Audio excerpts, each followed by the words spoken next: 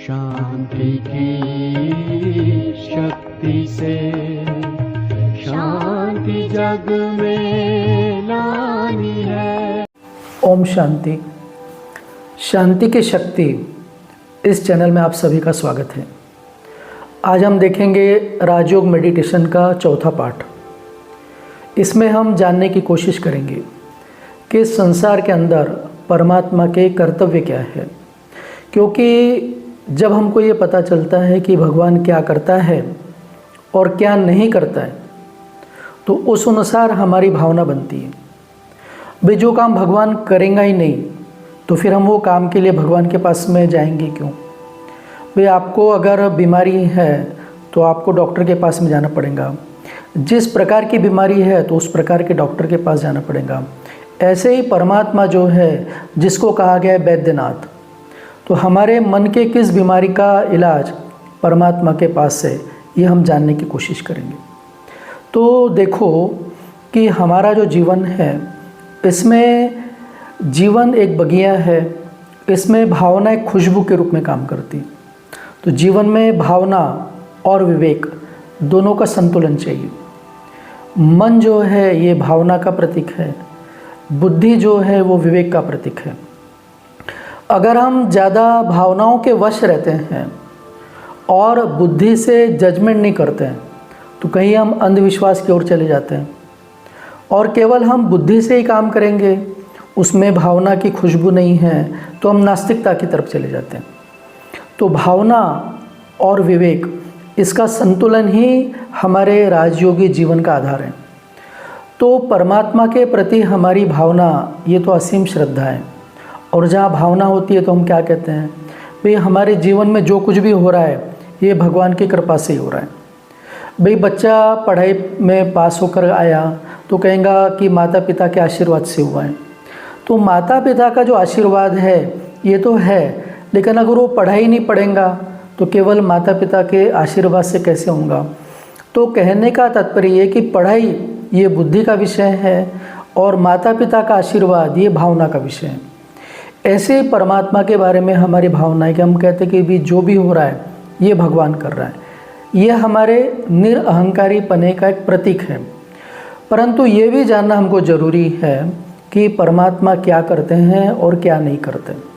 तो आप देखो कि संसार में हर जगह हम तीन शब्द यूज़ करते हैं। भाई हम कहते हैं त्रिकालदर्शी, भाई तीन काल हैं। त्रिलोकीनाथ, तीन लोक हैं।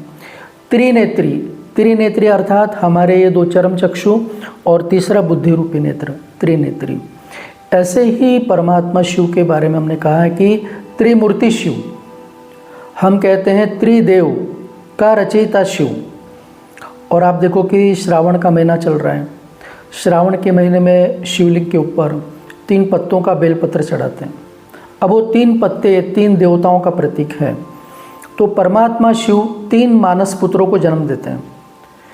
मानस पुत्र का अर्थ ये कि कोई ये स्थूल व्यक्ति नहीं है, ये एक शक्ति है कि परमात्मा जो है ये अजन्मा है, अकर्ता है, अभोक्ता है। तो जिनके द्वारा ये अपना कार्य कराते हैं, ऐसे 3 देवता जिनको हम कहते हैं ब्रह्मा, विष्णु और शंकर। ब्रह्मा के द्वारा परमात्मा स्थापना का कार्य करते हैं, विष्णु के द्वारा पालना का कार्य कराते हैं और शंकर के द्वारा विनाश का कार्य कराते हैं।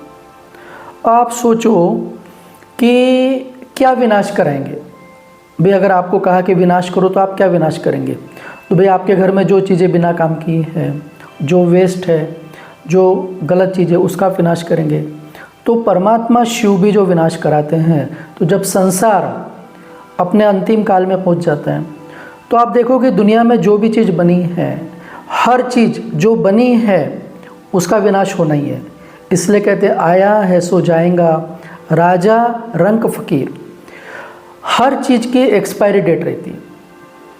आप देखिए कि भी गवर्नमेंट बड़े बड़े ब्रिज बनाती है, तो कहते हैं कि भाई ये ब्रिज की एज 60 साल है, 70 साल है।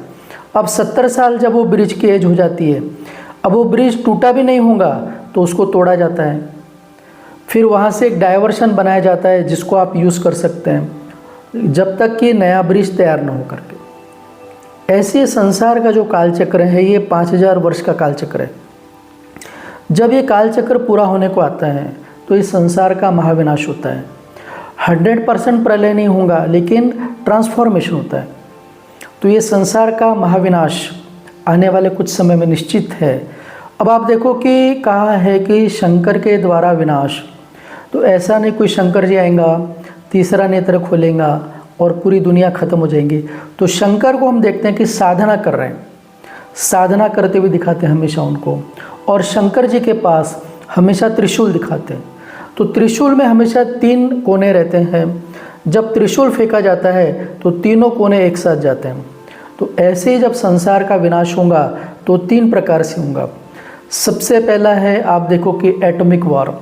आज हम देखते हैं कि दुनिया में कितने अस्त्र शस्त्र, hydrogen bomb, atom bomb, nuclear bomb बन गए, न्यूक्लियर युद्ध हैं। और ऐसे ऐसे बॉम्ब्स बनकर हैं कि 5 मिनट पे दुनिया पूरी ख़त्म हो सकती है और इस दुनिया को कई बार ख़त्म कर सकते हैं, इतना स्टॉक है। अब आप देखो कि जब इतना सारा स्टॉक है बारूद का, तो अगर वो यूज़ होगा, और जब बना है तो कभी न कभी यूज़ होने की संभावना है उसकी। दूसरा है नेचुरल कैलेमिटीज़, प्राकृतिक आपदाएं।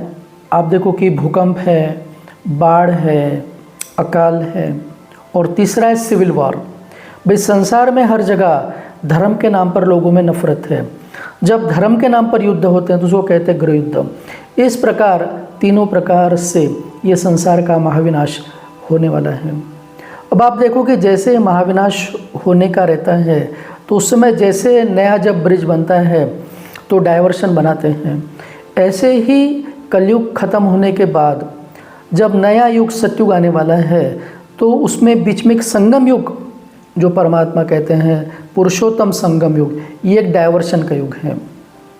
यहाँ पर परमात्मा हमको लक्ष्य देते हैं भाई दुनिया तो परिवर्तन होंगी, लेकिन उस नई दुनिया के अंदर मनुष्य ऐसे चाहिए जो कि देवतुल्य हो।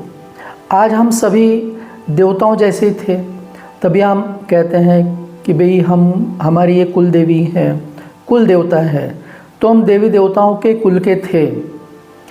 आज भी हम कहते हैं कि माता को देवता कहते हैं, पिता को देवता कहते हैं, पति को देव माना जाता है, पत्नी को लक्ष्मी माना जाता है। तो भारतीय संस्कृति ये दैवी संस्कृति है, परंतु हमारा जो चरित्र है, हमारे जो कर्म है, ये देवताओं जैसे नहीं रहे, इसलिए आज हमको अपने आप को देवता कहलाने में संकोच होता है।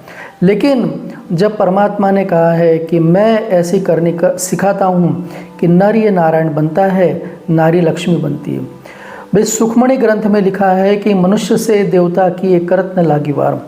तो ये जो संसार है इसका महाविनाश होने के पहले परमात्मा नई सृष्टि की स्थापना का कार्य भी करते हैं। और उस महाविनाश के बाद जो आने वाली दुनिया है जिसको हम कहते हैं गोल्डन एज, जिसके बारे में कहा गया है कि जहाँ डाल डाल पर सोने की चिड़िया करती थी बसेरा, वो भारत देश है मेरा। एक ऐसा देश कि जहाँ पर एक धर्म, एक राज्य, एक भाषा और एक मत, जिसको हम कहते हैं वैकुंठ, जिसको कहा जाता है विष्णुपुरी, जहाँ पर श्री लक्ष्मी और श्री नारायण का राज्य। तो आप देखो कि शंकर के द्वारा बुराइयों का विनाश, क्रोध का विनाश, लोभ का विनाश, नफरत का विनाश, घृणा का विनाश, विष्णु के द्वारा पालना, सद्भावना की पालना। तो आप देखिए कि जैसे किसी को विदेश जाना है तो उसको वीज़ा चाहिए, वहाँ का पासपोर्ट चाहिए।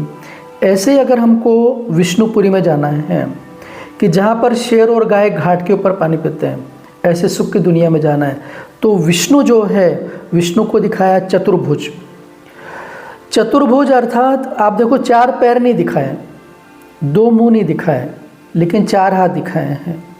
तो विष्णु अर्थात लक्ष्मी नारायण, इसका कंबाइंड स्वरूप है। जैसे हम कहते हैं कि अर्ध नारी नटेश्वर, ऐसे लक्ष्मी और नारायण इसका कंबाइंड स्वरूप है विष्णु का रूप। विष्णु को 4 भुजाएं दिखाते हैं, चारों भुजाओं में शंख, चक्र, गदा और पद्म, ये 4 भुजाएं। ये 4 अलंकार जब हमारे जीवन में आ जाते हैं तो हम देवता बनने योग्य हो जाते हैं। तो सबसे पहले शंख ध्वनि, शंख दिखाया है, शंख अर्थात मधुर वाणी का प्रतीक है। जब हम कम बोलते हैं, धीरे बोलते हैं, मीठा बोलते हैं, ज्ञान की बातें बोलते हैं, समझदारी की बातें बोलते हैं, तो शंख ध्वनि को हम धारण कर रहे हैं, अर्थात हमारे मुख के द्वारा ज्ञान के बोले निकलते हैं। दूसरा है चक्र। अब ये चक्र किसी का गला काटने के चक्र नहीं है, क्योंकि देवताओं के बारे में कहा गया है अहिंसा परमो धर्म। अहिंसा परमो धर्म अर्थात किसी के प्रति अंदर एक निगेटिव विचार भी नहीं आ सकता है। तो फिर वो चक्र कौन सा है? तो वो है स्वदर्शन चक्र, आत्मदर्शन का चक्र। तो जब हम स्व का दर्शन करते हैं, सुदर्शन करते हैं, माना अच्छाइयों का दर्शन करते हैं, तो ये क्वालिटी हमारे अंदर आवश्यक है। तीसरा है गदा। अब ये गदा किसी को मारने के लिए नहीं है, ये है ज्ञान की गदा। ज्ञान से अज्ञान पर विजय प्राप्त करना है। भाई हमारी जो युद्ध है ये हमारे बीच में चल रही है। ऐसा कहते हैं कि देवताओं और असुरों की युद्ध हुई। वास्तव में जहाँ देवता रहते हैं वहाँ असुर रह नहीं सकते, जहाँ असुर है वहाँ देवता नहीं रह सकते। फिर देवता और असुर की युद्ध कब होती है? तो हमारे अंदर ही देवताओं के संस्कार हैं, हमारे अंदर ही असुर के संस्कार हैं। अगर हमारे मन में आता है कि मैं तो अब इसको छोड़ूंगा नहीं, अब मैं इसके अच्छे से निकालूंगा, अब मैं इसके ऊपर क्रोध करूंगा, मैं इसका अपमान करूंगा, तो ये आसुरी लक्षण है। अगर मैं समझता हूँ कि नहीं, जाने दो, ये अपना ही है, मुझे इसको माफ़ करना है, इसके साथ मुझे प्रेमपूर्ण व्यवहार है, तो ये देवताओं के। तो ज्ञान के द्वारा हमारे कमज़ोर विचारों के ऊपर विजय प्राप्त करना, ये हमारे जीवन का लक्ष्य। आप देखिए कि आप दवाखाने में गए, भी डॉक्टर ने कहा कि भी आपको तो बीपी है, अब आप नमक खाना कम करो। अब नमक के बिना तो हम रह नहीं सकते, तली हुई चीज़ें खाते हैं, उसके बिना नहीं रह सकते। लेकिन जब बुद्धि में ज्ञान आ जाता है कि ये हमारे शरीर को नुकसान करता है, तो हम उन चीज़ों की परहेज करेंगे। ऐसे जब हमको ये पता चलता है कि भाई ये जो संस्कार हैं ये हमारे ओरिजिनल संस्कार नहीं है, भाई हमारे ओरिजिनल जो संस्कार है वो तो शांति के हैं, प्रेम के हैं, तो लोग तो आपको गुस्सा दिलाएंगे। लेकिन जब आपको ये पता चलता है कि गुस्सा ये ज्ञानी आत्मा का शत्रु है, भाई वो सामने वाला व्यक्ति अगर गुस्सा कर रहा है तो अज्ञानी है, लेकिन अगर हम ज्ञान के मार्ग पर चलना चाहते हैं तो क्रोध हमारा शत्रु है, फिर हम परमात्मा से दूर हो जाते हैं। अगर हमारे अंदर क्रोध आ गया तो हम परमात्मा से दूर हो जाते हैं। तो फिर हम क्या करते हैं? ज्ञान के द्वारा क्रोध पर विजय प्राप्त करने का प्रयास करते हैं। चौथा है कमल का फूल। जिस प्रकार कमल का फूल कीचड़ में रहते हुए भी उससे न्यारा रहता है, ऐसे ही संसार ये कीचड़ है, इसमें रहते हुए व्यक्ति रहता इसमें, क्योंकि दो मार्ग है। एक है संन्यास मार्ग जो हर किसी के लिए संभव नहीं है, दूसरा है योग का मार्ग। संन्यास मार्ग है घर बार छोड़कर जंगल में जाने का, योग का मार्ग है घर गृहस्थ में रहते हुए हर सिचुएशन में अपने आप को स्टेबल करने की योग्यता परमात्मा से शक्ति लेकर धारण करना, उसको कहते हैं राजयोगी। इसलिए कहा गया है राजयोगी बनो राजयोगी। जीवन में परम शांति होगी अगर हम राजयोगी बनेंगे। तो आप देखो कि एक नाव है, नाव को महत्व तभी रहता है जब वो पानी में उतरती है, लेकिन अगर नाव में छोटा सा छेद हो गया तो नाव में पानी घुसना शुरू हो जाएगा, पानी नाव में घुस गया, नाव पानी में डूब जाएंगी। ऐसे हम संसार में रहे तभी हमारे जीवन का महत्व है। लेकिन अगर संसार हमारे अंदर घुस गया, भाई हमारे बुद्धि में ये आ गया कि ये ऐसा है, वो वैसा है, इसने ये किया, उसने वो किया, तो संसार अगर हमारे अंदर घुस गया तो हम संसार में डूब गए। तो संसार में रहो लेकिन संसार हमारे अंदर नहीं रहे, ये है राजयोग की कला।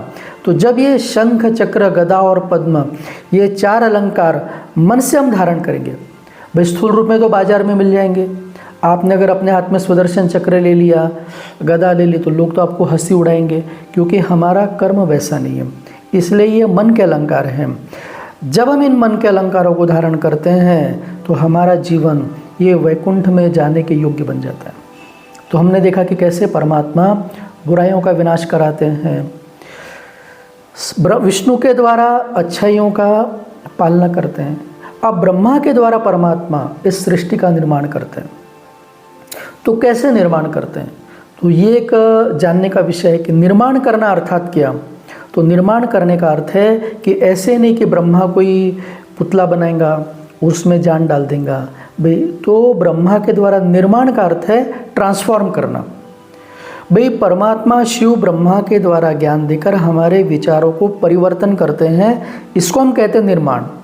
भी हम बताते हैं कि भाई हमारी जो माता जी है उन्होंने रोटी बनाई, अब उन्होंने रोटी का निर्माण किया, माने क्या किया है भाई, उन्होंने गेहूँ था उसको पिसाया, आटा घर में आया उसको भिगाया, उसकी रोटी बेली, उसको चूल्हे पर सेका, तब वो रोटी बनी। तो रोटी का निर्माण करना अर्थात रोटी का ट्रांसफॉर्मेशन किया हमने गेहूं से रोटी के रूप में।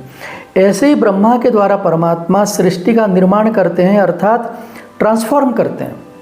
भाई आप देखो कि एक गांव में 5 डॉक्टर हैं, एक नया दवाखाना खुला तो हम सामान्य भाषा में कहते हैं कि और एक डॉक्टर पैदा हो गया। तो डॉक्टर पैदा हुआ नहीं है, पैदा तो आज से 30 साल पहले ही हो गया, लेकिन पढ़ाई के द्वारा वो डॉक्टर बना है, पढ़ाई के द्वारा वो इंजीनियर बना है, पढ़ाई के द्वारा वो बैरिस्टर बना है। ऐसे ही पढ़ाई के द्वारा जब हम देवताओं के गुण धारण करते हैं तो इसको हम कहते हैं कि ब्रह्मा के द्वारा संरचना। तो ब्रह्मा आकर हमको क्या करते हैं, ट्रांसफॉर्म करते हैं। इसलिए कहा गया है कि ब्रह्मा ने जब बुद्धि बांटी थी तब आप सोए थे क्या? कोई सोए थे, कोई संसार के नाटक में खोए थे। तो इस समय परमात्मा शिव ब्रह्मा के द्वारा ज्ञान देते हैं। उस ज्ञान के आधार पर जब हम अपने जीवन को परिवर्तन करते हैं, माना हमारा ये नया जन्म होता है, तो इस प्रकार ब्रह्मा के द्वारा स्थापना, विष्णु के द्वारा पालना और शंकर के द्वारा विनाश। तो आप देखो कि भगवान को कहते हैं गॉड। गॉड का मतलब क्या है? जी माना जनरेटर, पॉजिटिव एनर्जी जनरेट करते हैं। ओ माना ऑपरेटर, उस पॉजिटिव एनर्जी को मेंटेन करते हैं। डी माना डिस्ट्रक्टर, निगेटिव एनर्जी को ख़त्म करते हैं। तो देखो कि आप कि भगवान के जो बच्चे हैं, हम भी मास्टर गॉड है। सोनार का बच्चा सोनार रहेगा, लेकिन उसको सोने चांदी का काम सीखना पड़ेगा। ऐसे ही भगवान के बच्चे, हम भी मास्टर गॉड है, लेकिन हमको भगवान का काम सीखना पड़ेगा।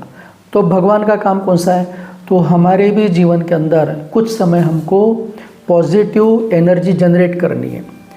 ये अपने जो विचार है उसको, विचार अपने आप आते हैं, हमको विचार लाना है कि मैं शांत हूँ, मैं सुखी हूँ, मैं निरोगी हूँ, मेरे माता पिता की कृपा मेरे ऊपर भरपूर है, जो मेरे गुरुजन हैं उनकी मेरे ऊपर कृपा है, परमात्मा की छत्र छाया में पल रहा हूँ।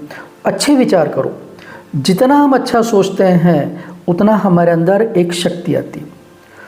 तो अच्छे विचार जनरेट करो। फिर जब हम व्यवहार में आते हैं तो उन विचारों को बनाए रखने की साधन हमको करनी। फिर कभी कभी हमारे मन के अंदर नेगेटिव विचार आते हैं कि नहीं, अब मैं इसको छोड़ूंगा नहीं, आज मैं इसको देख लूँगा, आज मैं उसको डांटूंगा। तो जो नेगेटिव विचार आते हैं उसको डिलीट करना है। तो ये जब हम कार्य करते हैं तो हम परमात्मा के सच्चे बच्चे हैं कि हम भी मास्टर गॉड हैं कि अच्छे विचार जनरेट करके निगेटिव को डिलीट करते हैं। तो इस प्रकार परमात्मा के ये कर्तव्य हैं। अब हम आने वाले अगले पाठ में देखेंगे कि ब्रह्मा के द्वारा कैसे परमात्मा अपना कार्य कराते हैं। ओम शांति।